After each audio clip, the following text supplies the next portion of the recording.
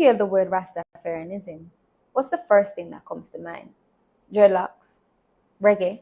Maybe Bob Marley? Fair enough. But that's just the surface, actually. And today, I want to show you why Rastafari is so much more than just a religion. It's a lifestyle, a liberation movement, and a global cultural force that still speaks truth to power. Rastafari was born in Jamaica in the 1930s, a time of deep colonial oppression, racism, and poverty. It was inspired by the teachings of the great Marcus Messiah Garvey, a Jamaican Pan-Africanist and our first national hero, who famously said, "Look to Africa for the crowning of a black king." And when Haile Selassie I was crowned as Emperor of Ethiopia, many saw that as the fulfillment of that prophecy. But here's what makes Rastafari powerful. It didn't just create a new religion, it created a whole new mindset. Rastas rejected the system what they called Babylon, which includes corrupt government, Western religion, and even beauty standards. Instead, they embraced Africa, natural living, and spiritual freedom.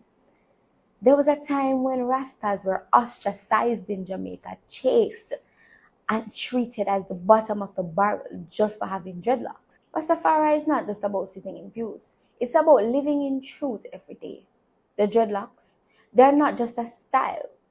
They're a symbol of rebellion. The ital food, it's about purity, connection to the earth, and rejecting the processed poisons that Babylon feeds us. So that rebellion that went on in the 1930s, it's still alive. And in Jamaica today, Rastas are still speaking out. They're still fighting for their rights, cultural preservation, and of course, a true legalization of ganja. Not just for profit, but for healing. And we see across the waters where the foundational Black Americans, they're rising up and they're calling for reparations, truth-telling, and economic justice.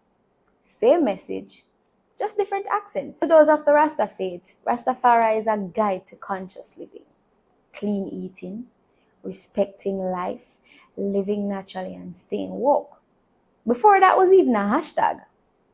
This mirrors what many are doing across the world and across the diaspora, turning back to plant-based food, African spirituality, and community-centered living. Rastafari is deeply rooted in Africa, but it doesn't just stop there. From Jamaica to Ethiopia to Black communities in Atlanta, Ghana, Lagos, it's about shared struggle, shared pride, and shared vision. It's about saying, I know who I am, I know where I come from, and I know what's mine. At the heart of Rastafarianism is the concept of I and I, which means God lives within you. You are not powerless, you are divine. And that idea, that powerful revolutionary idea, is exactly what colonialism tried to erase. But guess what? It didn't work, No, it did not. So next time someone mentions Rastafarianism, don't just think of Bob Marley music and marijuana. Think of Garveyism. Think of freedom. Think of resistance. Think of living true to your roots. Think of a movement that says one love, but also one fight, one flame, one future. If this message resonated with you, like, comment, and subscribe and tell us, what does freedom mean to you? Until next time, I'm Whitney Mckoy, coming to you from Kingston, Jamaica. Get up, stand up tall. Stay grounded.